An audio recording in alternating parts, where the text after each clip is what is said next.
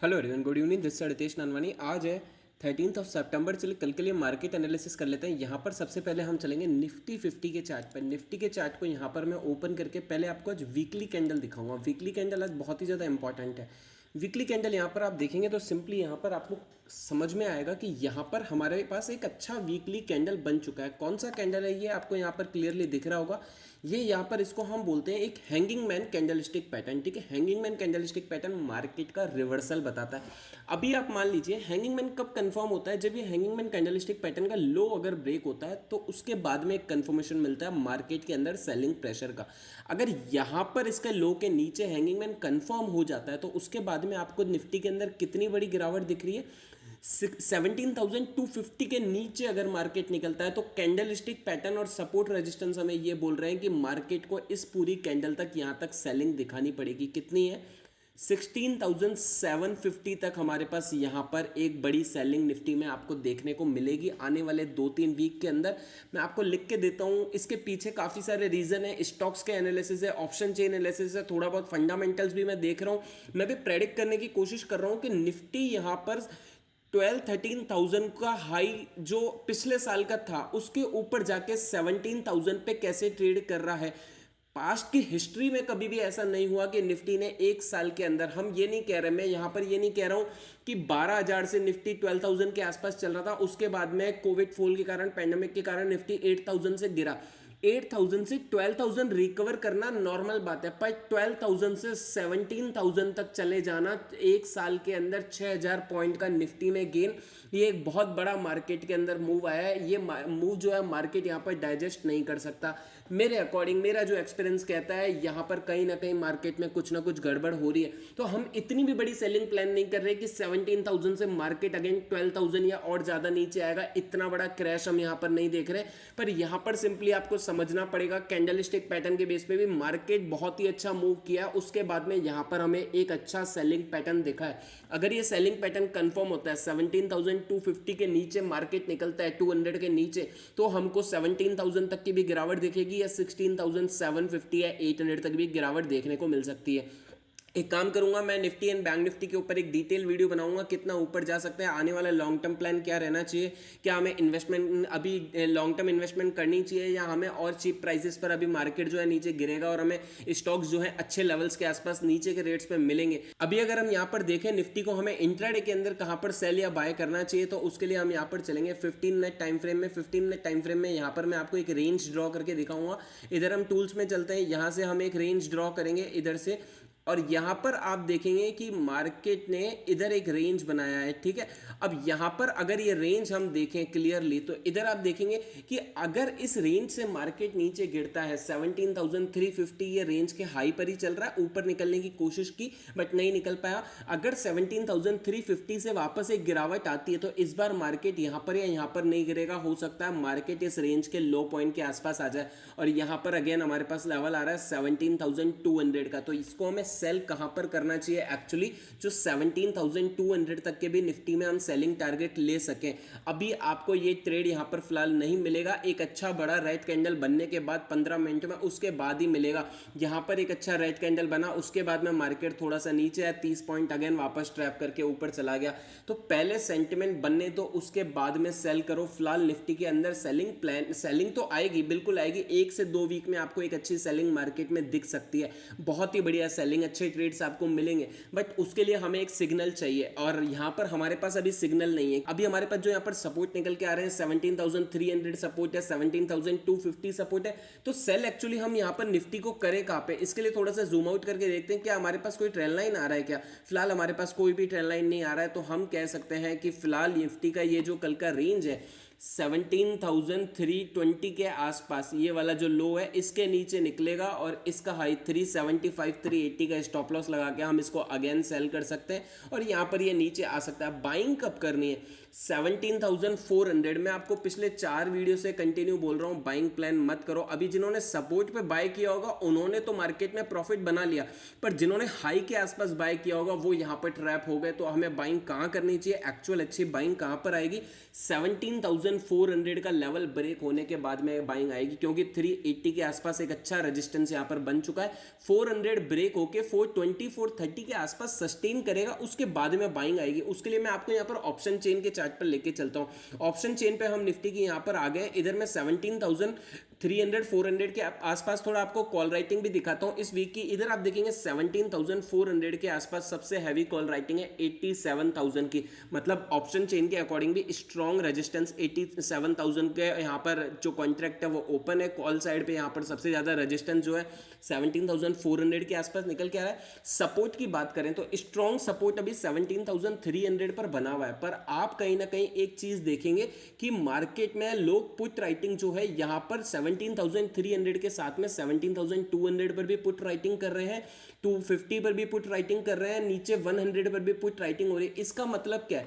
Put कौन cell करता है? पुट सेल वो बंदा करता है जिसको लगता है मार्केट यहां से ऊपर ही रहेगा। अगर लोगों को, ट्रेडर्स को लग रहा है 17,300 से मार्केट ऊपर ही रहेगा, तो वो नीचे की पुट क्यों शॉर्ट कर रहे हैं? इसको आपको यहां पर समझना पड़ेगा। वो इसलिए कर रहे हैं क्योंकि कहीं ना कहीं लोगों को डर है कि 17,000 ब्रेक होकर नीचे आ सकता है, 17,200 या 17,150 तक भी मार्केट आ सकता है, इसलिए इतनी दूर की पुट ऑप्शन सेल हो रही है। अभी यहां पर अगर एक ऑप्शन सेलर है, जो एक ट्रेडर है, वो ऑप्शन बाइंग कभी नहीं करता है, इसलिए वो दूर की ऑप्शन सेल करता है। अगर उसको लग रहा होता मार्केट 17,300 या 250 से ऊपर ही रहेगा तो वो सिंपली यहीं पर ही पुट राइटिंग करता। बट आप देखेंगे पुट राइटिंग काफी ज्यादा नीचे भी हो रही है, 17,100 पर भी काफी हैवी पुट राइटिंग हो रही है।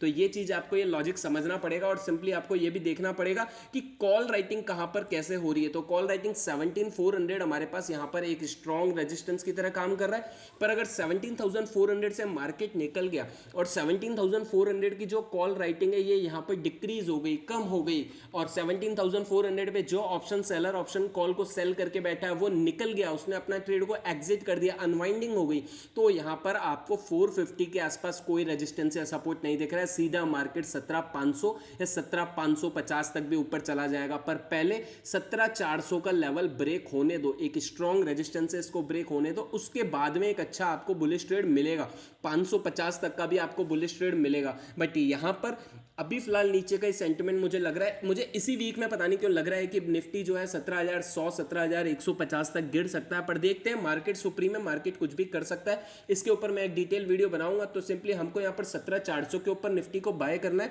और सेलिंग के लिए हमें फिलहाल कोई लेवल नहीं दिख रहा है। तो सिंपली हम क्या कर सकते हैं, आज 15 मिनट में लास्ट कैंडल्स के अंदर जो इसने यहाँ पर एक रेंज बनाई है, रेंज अगर नीचे ब्रेक होती है तो हम सेल कर सकते हैं 17,340 के आसपास या 335 के आसपास हम इसको सेल कर सकते हैं। स्टॉप लॉस हमारा 370-75 का होना चाहिए, 30-35 पॉइंट का हमारा स्टॉप लॉस होगा। सिंपली अगर गैप अप गैप डाउन आ जाता है तो कैसे ट्रेड करना है? नहीं ट्रेड करना है। 17,400 रेजिस्टेंस से इसके ऊपर गैप देके ब्रेक कर देता है तो भी बाइंग नहीं बनेगी, क्योंकि क्या पता वो सस्टेन नहीं करके वापस से नीचे आ जाए, और अगर 17,300 से नीचे ओपन हो जाए या बड़ा गैप डाउन दे दे तो शायद एक पैनिक सेलिंग आ सकती है। पर पैनिक सेलिंग को भी हम तभी ट्रेड करेंगे जब हमें कोई प्राइस एक्शन या कोई अच्छा कैंडल दिखेगा। डायरेक्ट गैप डाउन ओपन होने के साथ में हम यहाँ पर ट्रेड नहीं करेंगे, ठीक है। सिंपली आपको लेवल्स को फॉलो करना है। अभी फिलहाल मार्केट क्योंकि फंसा हुआ है तो gap up and gap down के अकॉर्डिंग कोई ट्रेड नहीं बनता है। इसके बाद में चलते हैं हम यहाँ पर बैंक निफ्टी के चार्ट पर। बैंक निफ्टी थोड़ा सा और ज्यादा कंफ्यूजिंग है। अगर हम यहाँ पर वन डे कैंडल ओपन करें तो पूरी तरह कंफ्यूजिंग मार्केट है, नहीं समझ में आ रहा है पिछले 3-4 कैंडलों से। कोई बात नहीं, हम यहाँ पर सिंपली ये सोच के चलते हैं कि ये अभी एक रेजिस्टेंस के पास में चल रहा है, तो रेजिस्टेंस से या तो रेजिस्टेंस ब्रेक होगा तो बाइंग आएगी, रेजिस्टेंस से कंटिन्यू होकर वापस से नीचे आएगा रेजिस्टेंस टच करके, तो यहाँ पर हमें सेलिंग दिखाई दे सकती है। अच्छी सेलिंग बैंक निफ्टी में अभी भी मैं आपको वही लेवल्स कर रहा हूँ। कल मैंने आपको बताया था 450 के नीचे निकलेगा तो हम सेल करेंगे। 450 के नीचे हमको एक 100 पॉइंट का अच्छा ट्रेड मिला, उसके बाद में मार्केट रिवर्स हो गया। पुट ऑप्शन के अंदर मैंने भी 30 पॉइंट का प्रॉफिट बनाया, अपने ग्रुप में भी दिया था। बट यहाँ पर अब आप देखें तो यहाँ पर एक ऑलरेडी लो बन चुका है, तो इस लो के नीचे यहाँ पर मैं बैंक निफ्टी को सेल करने वाला हूँ। 36,320 के आसपास मैं बैंक निफ्टी को सेल करूंगा और मेरा टारगेट रहेगा अगेन 36,000 का। बाइंग ट्रेड मैं बिल्कुल नहीं लूंगा। बाइंग के लिए मेरे पास 36,850 के आसपास का लेवल है, उससे ऊपर निकलेगा तो ही बाइंग करूंगा, जो कि मुझे नहीं लग रहा है कल या परसों के दिन जाने वाला है। तो सिंपल बैंक निफ्टी में एक ही ट्रेड बनता है, 36,300 या 320 के नीचे आप सेल कर सकते हो। 70-80 पॉइंट का स्टॉप लॉस कम से कम दो, क्योंकि मार्केट अभी वॉलेटाइल है। और यहाँ पर आपका पहला टारगेट यहाँ पर होना चाहिए 36,200 100 पॉइंट के लिए। अगर सिंपली ये ब्रेक हो जाता है तो 36,000 तक इजीली मार्केट यहां पर गिर सकता है। और आप देखोगे जब भी मार्केट ने टेस्ट किया, पहले 36,200 से यहां पर रिजेक्ट हुआ, फिर यहां पर 400 से रिजेक्ट रिजेक्ट हुआ तो यहाँ से ये ऊपर निकल जाना चाहिए था, बट वापस से मार्केट यहाँ पर नीचे आ गया। तो अगर इस बार 300 का लेवल ब्रेक हुआ तो 36,200 पे नहीं रुकेगा, उससे भी नीचे आके 36,000 तक ये यहाँ पर सेलिंग दिखा सकता है। तो बैंक निफ्टी में फिलहाल ट्रेड बनता है, निफ्टी एंड बैंक निफ्टी का बुलिश ट्रेड बिल्कुल भी यहाँ पर नहीं बनता है। चलिए स्टॉक्स को हम यहाँ पर एनालाइज कर लेते हैं कल के लिए। हमारे पास है सबसे पहले टाटा स्टील। टाटा स्टील कल भी मैंने आपको दिया था, याद होगा, तो मैंने आपको कहा था 1460 के ऊपर हम यहां पर बाइंग करेंगे। पूरा दिन मार्केट यहां पर साइडवेज रहा, पर आखिरी की 3 से 4 कैंडलों में 1460 का लेवल यहां पर ब्रेक हुआ और 10 पॉइंट का प्रॉफिट आपको 10 से 15 मिनट के अंदर मिला। 1470 का हाई लगाया। अगर मैं इसको थोड़ा सा जूम आउट करता हूं तो यहां पर मैं अगर आपको लेवल दिखाऊं तो सिंपली यहां पर एक गैप है, ये गैप फिल करने तक मैंने आपको टारगेट दिया है, आराम से आ सकता। अगर आप आज इसको ट्रेड नहीं कर पाए तो आज का जो हाई है 1472 के ऊपर अगर निकलता है फ्लैट ओपन होके तभी हमको बाय करना है। 6-7 पॉइंट का हम स्टॉप लॉस लगाएंगे। अगर फ्लैट ओपन होके निकलता है तो ही बाय करेंगे, ऑलरेडी गैप अप आ जाता है तो बाय नहीं करेंगे। हमारा टारगेट होगा 1495 का, 1495 रुपए का हमारा टारगेट होगा, ऑलमोस्ट 13 to 40 पॉइंट के आसपास। उसके बाद में सेकंड टारगेट होगा हमारा 1505 रुपए का, ठीक है, एक अच्छे लेवल पर है, इसको आप ट्रेड कर सकते हो। टाटा मोटर्स को हम यहाँ पर देख लेते हैं। टाटा मोटर्स के अंदर अगर मैं यहाँ पर आपको दिखाऊं तो सिंपली पहले मैं आपको यहाँ पर वन डे कैंडल के अंदर लेके चलूंगा। वन डे कैंडल में आप इसका अगर लेवल देखें यहाँ पर तो एक तरीके का इनसाइड कैंडल बन रहा है। इनसाइड कैंडल थोड़ा सा यहाँ पर विक ज्यादा है, फिर भी हम इसको एक इनसाइड कैंडल बोल सकते हैं। यहाँ पर अगर इसका ये हाई ब्रेक होता है कल 304 के ऊपर तो आप इसको बाय कर सकते हो। आपका फर्स्ट टारगेट होना चाहिए 307 का, सेकंड टारगेट आपका होना चाहिए 312 का। 307 और 312 के टारगेट के लिए आप टाटा मोटर्स को यहाँ पर बाय कर सकते हो। पहला रेजिस्टेंस ये लेगा 307 तक और सेकंड रेजिस्टेंस यहाँ पर 311 पर ये यहाँ पर लेगा। अगर 304 पे बाइंग करते हो तो 300 से ज़्यादा स्टॉप लॉस मत देना, 4 पॉइंट से ज़्यादा का स्टॉप लॉस हमको टाटा मोटर्स में नहीं देना है। नेक्स्ट स्टॉक है हमारे पास यहाँ पर रिलायंस। रिलायंस ने हमें एक बहुत ही अच्छा ट्रेड दिया। कल मैंने आपको कहा था 2400 अगर ब्रेक करेगा, ये रेंज ब्रेक होगी तो 2370 रुपये तक ये गिरेगा।